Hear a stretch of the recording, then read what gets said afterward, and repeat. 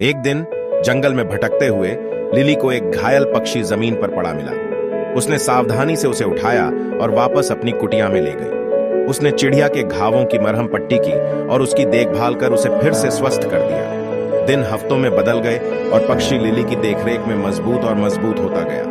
वह अपने दैनिक दिनचर्या के बारे में जानने के दौरान उसके कंधे पर बैठ जाती थी और वे एक दूसरे से बात करने में घंटों बिताते थे। एक दिन चिड़िया ने लिली से साफ और स्पष्ट आवाज में बात की। मेरी जान बचाने के लिए धन्यवाद, इसने कहा। मैं सिर्फ कोई पक्षी नहीं हूं, मैं एक जादुई पक्षी हूं। मेरे पास आपको 3 इच्छाएं देने की शक्ति है। उनका बुद्धिमानी से उपयोग करें, क्योंकि एक बार उनका उपयोग किया जाता है तो उन्हें वापस नहीं लाया जा सकता है। लिली चकित और प्रसन्न थी। उसने लंबे समय तक और कठिन सोचा कि उसे क्या चाहिए। अंत में उसने अपनी पहली इच्छा की। मैं अपने गांव के लिए भरपूर फसल की कामना करती हूँ, ताकि कोई भी भूखा न रहे। अगले ही दिन गांव के चारों ओर के खेत भरपूर फसल से लहलहा उठे।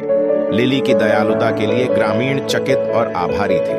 अपनी दूसरी इच्छा के लिए लिली ने सभी प्राणियों की भाषा को समझने की क्षमता की कामना की, और ठीक उसी तरह वह पक्षियों की चहचहाहट, मधुमक्खियों की भनभनाहट और पत्तों की सरसराहट को समझ सकती थी। यद्यपि उसने कभी कोई दूसरी इच्छा नहीं की, वह जानती थी कि जादुई चिड़िया हमेशा उस पर नजर रख रही थी, उसकी इच्छाओं को पूरा करने के लिए तैयार थी।